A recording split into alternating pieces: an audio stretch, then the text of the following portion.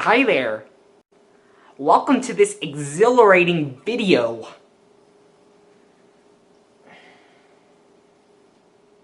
We are going to be talking about newspaper, magazine, radio, television, and internet. Please enjoy this video. Yes. Whoa! What's going on? Oh my god! Whoa! Oh my god!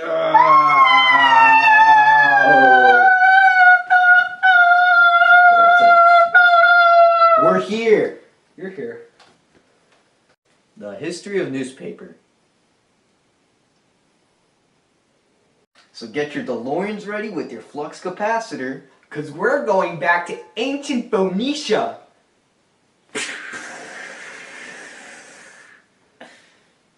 Great Scott! I know, this is heavy.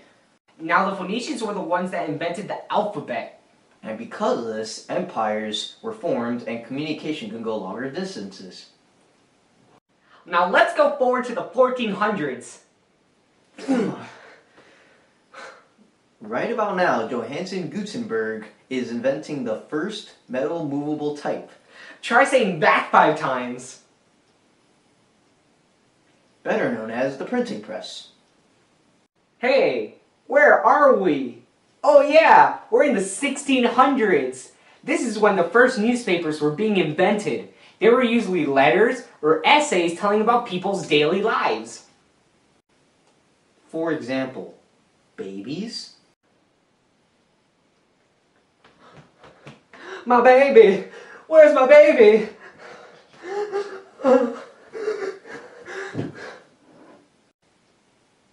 crops, Well, this here's my crops. Yeah, they're looking pretty good. Should put them in the newspaper and whatnot. Yeah. Tick-a-deer. Yes, sir. Mighty tasty. and other stuff.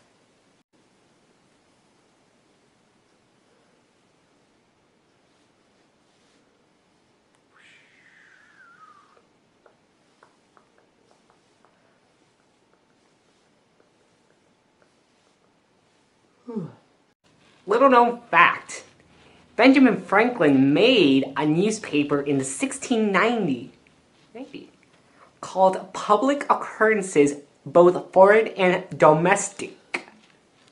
Only one issue ever came out. You want to know why? Because no one could read!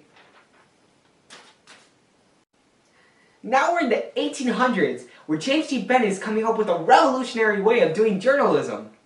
He did such things as having reporters cover regular beats and having foreign correspondents. In the news today, we did stuff. Yeah, let's go. Let's drop the bass.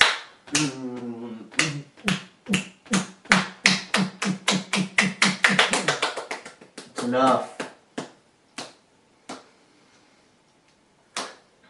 Now we're in the 1900s, where yellow journalism is becoming a big thing.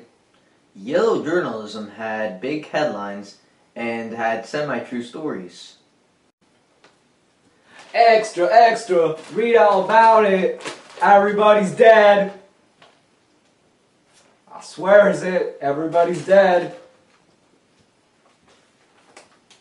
25 cents.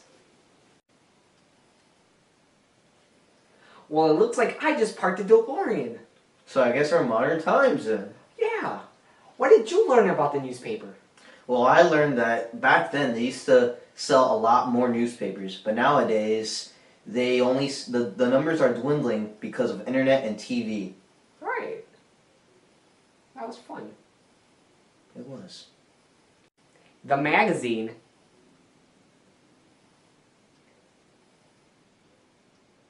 Yeah. Well, the DeLorean broke. But not to worry, because I'll get my handy dandy police box to get us going where we need to go. Magazines started in the late 1700s. They weren't very good at first, but eventually after a while, they started to pick up. In the 1800s, magazines started picking up, but was only read by the elites because they were the only ones who could read. Now here are a list of popular magazines that have come out through the years. Saturday Post, 1821 through 1969.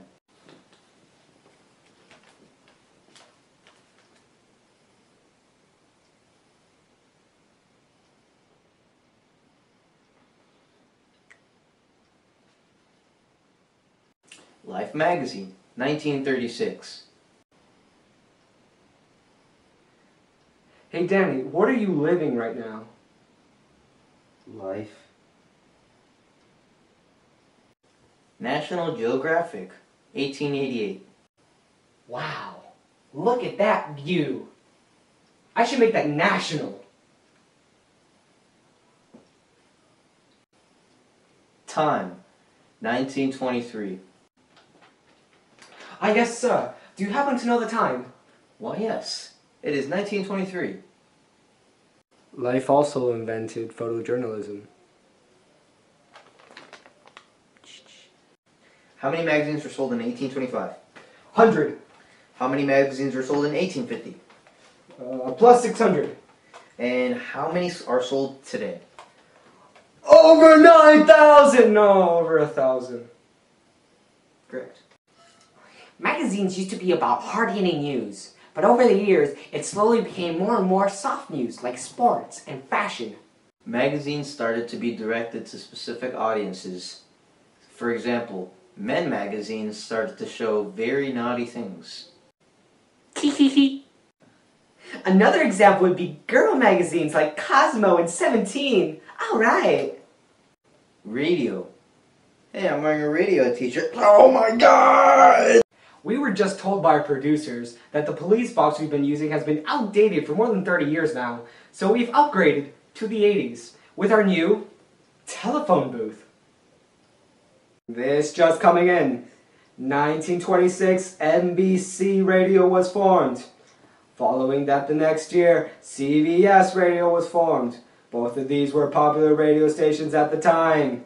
The 1930s were the golden age of radio, where radio shined.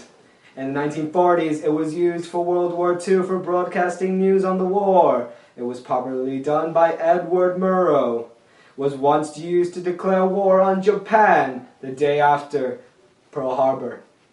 Radio stations started programming to certain audiences in the 1950s called format radio.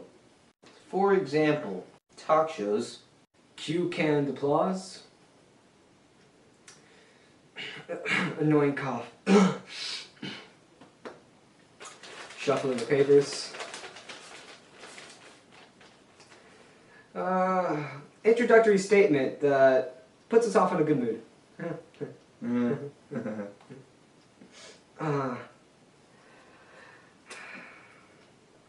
Boring question that you really do not care about. Answer I just rehearsed backstage. And rock stations.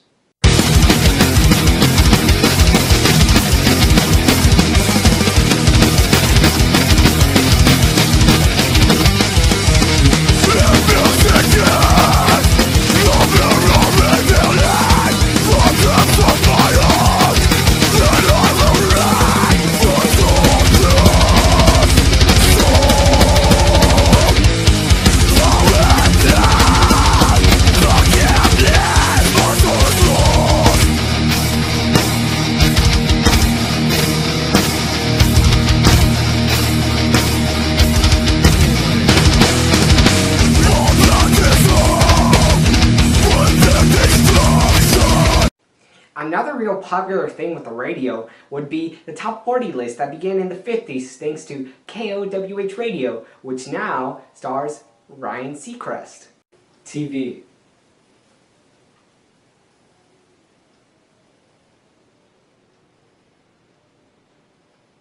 So Danny, Yes. I got you a little surprise. What?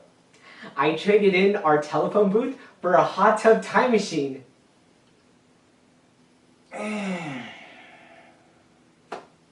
Super. The first TV image was transmitted in 1927. In the 1940s, radio stations NBC, CBS, and ABC all joined the TV phenomenon. And in the 1950s, TV became more popular than radio. In the year 1954, the first color TVs were made. What is this, the 1940s? When TV became very popular, it also became very censored. This is the police! Stop touching each other!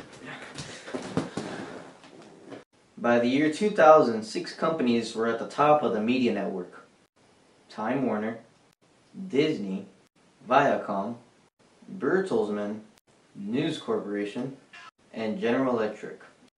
They are at the top because of something called vertical integration, which allows them to have control over every aspect of the media. Internet. Well guys, you know, it's kind of hot to be in a hot tub today, so I think we're just going to use Google instead, right? Right. Because it's the internet.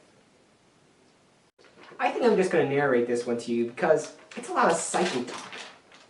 The internet began in the 1960s as a security and government use. It was mainly used for things as email. It began to be used in colleges in the late 70s and early 80s as a fun way for college teens to communicate. It slowly grew into being one of the biggest worldwide phenomena of all time, and it is the biggest source of media today. Well, it looks like we're done with our video. Yup. How do you think we should end it? I don't know.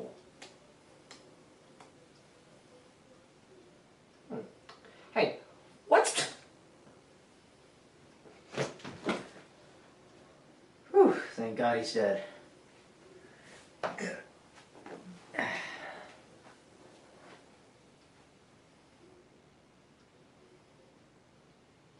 I'm still alive.